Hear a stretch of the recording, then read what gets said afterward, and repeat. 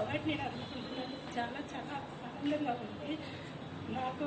నేను ఫస్ట్ నుంచి కూడా మా మదర్ జూనియర్ తన కొమ్ము పట్టుకొని నడుచుకుంటూ నేను ఏ స్థాయికి ఎదిగానే ఉన్నది నాకు చాలా గర్వంగా ఉంది. దానికి నాతో పాటు అందరూ అవార్డ్స్ అందుకున్న పెద్దలందరికీ ధన్యవాదాలు. కానీ నేను ఒక చిన్న స్థాయి నుంచి కూడా నేను చాలా కష్టపడ్డాను. సో నేను ఎంతో గుర్తింపు తెచ్చుకోవాలని నేను అనుకుంటున్నాను. కానీ నేను గుర్తింపు తెచ్చుకుంటానన్న సంగతి నాకు కూడా తెలియదు. ఫస్ట్ ట్రై చేసుకుంటూ ఒక్కొక్క లెవెల్లో ట్రై చేసుకుంటూనే వెళ్ళాను నేను. కానీ కొరియోగ్రఫీగా చేశాను. కొరియోగ్రఫీగా అలాగా నేను చాలా ఇదిగా నేను కష్టపడుతూ ముందుకు వచ్చాను. ఇంక ఇదేనా నేను చేస్తాను అని అలాగా నాకు నేనే నేను ఫీల్ అయ్యేదాన్ని. నేను ఇది చేస్తాను నేను ఒక స్థాయికి వస్తాను అనేది నేను ఫస్ట్ ఆఫ్ ఆల్ నాలో నేను ఒక ఛాలెంజ్గా తీసుకునేదాన్ని. తర్వాత వచ్చేసి నేను ఒక డైరెక్టర్ అయ్యాను.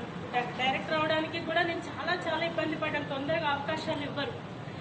చిన్న స్థాయి నుంచి చేయాలంటే కూడా చాలా క్రిటికల్ పొజిషన్ ఉంటుంది. అయినా కూడా నేను ప్రతిదీ నాలో నేనే ఛాలెంజ్గా తీసుకున్నాను. మా మదర్ కూడా జూనియర్ ఆర్టిస్ట్, తను చనిపోయి 10 years అవుతుంది. సో మా హస్బెండ్ వచ్చేసి choreographer with lyric writer style Madhu.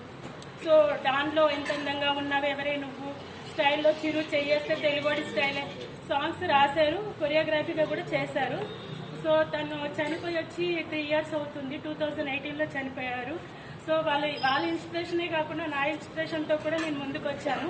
ఈ అవకాశం అందించినందుకు బల్లం మాధవ్ సార్కి, అలాగే యమున మేడం సార్కి, ఇక్కడ వచ్చిన పెద్దలందరికీ కూడా చాలా ధన్యవాదాలు. Thank you.